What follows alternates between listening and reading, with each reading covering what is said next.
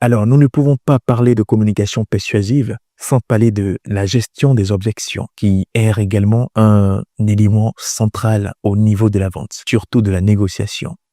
Il est important pour vous d'écouter l'objection sans la contrer brutalement.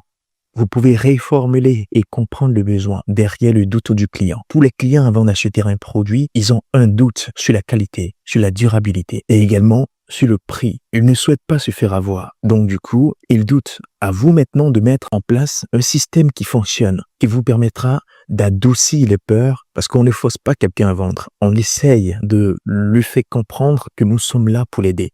Les 3 éléments que vous voyez ici ne sont pas des éléments universels. Vous pouvez les modifier en fonction de vos réalités. La gestion des objections, il y en a plusieurs et différentes méthodes. Vous allez mieux l'utiliser lorsque vous serez dans le feu de l'action. Vous-même, vous allez en créer parce que c'est à l'infini. D'accord? Donc, pour quelqu'un qui vous dit c'est un peu cher, vous pouvez par exemple lui répondre avec la réponse suivante. Peut-être pour toi, mais tu gagnes en qualité et fiabilité et tu es sûr qu'il va durer pendant plusieurs années. Normalement, lorsque vous répondez comme ça, il se dit que, d'accord, je paye peut-être cher, mais ça va durer avec moi et c'est encore plus fiable au niveau de la qualité. Donc du coup, il a plus confiance. Il se met même dans une position de passer directement à l'achat sans négocier encore. Vous devez parler avec confiance parce que vous avez foi en votre produit. Prenons par exemple le 2e élément. Pour quelqu'un qui vous dit, et si le produit est défectueux? Non, c'est votre produit, vous savez qu'il fonctionne, il n'est pas défectueux. Donc, vous n'allez pas vous arrêter là à ne rien dire. Dans ce sens, vous pouvez me dire, vous bénéficiez d'une garantie et d'un service après-vente réactif de plus de 1 an. Il est important également pour vous de clarifier le délai de la garantie parce que la garantie d'un produit peut prendre 2 semaines, 1 mois, 2 mois, 3 mois jusqu'à 1 an. Mais lorsque vous formulez cette phrase comme ça lui fait comprendre que, waouh, ils sont sérieux. Ils seront là pour moi lorsque j'aurai besoin d'eux.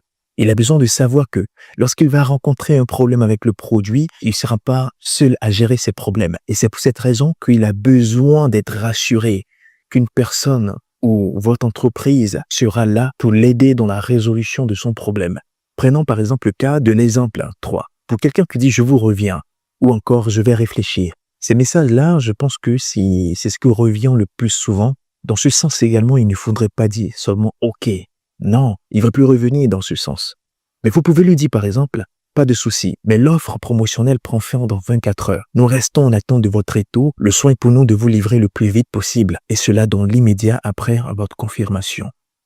Alors, normalement, ce message lui met une pression indirecte et lui fait comprendre que là où il part, que généralement, quand ils disent qu'ils vous reviennent, soit ils sont pas prêts pour achat quand les gens n'ont pas l'argent sur eux pour acheter, soit vous ne les avez pas encore convaincus pour qu'ils achètent, soit ils vont essayer d'aller voir s'il y a d'autres offres qui sont meilleures que ce que vous proposez, soit ils vont parler à leurs frères, leurs sœurs, leurs femmes et tout ce qui va avec. Mais le plus important pour vous, c'est de garder le calme, mais en même temps de lui laisser une phrase attractive.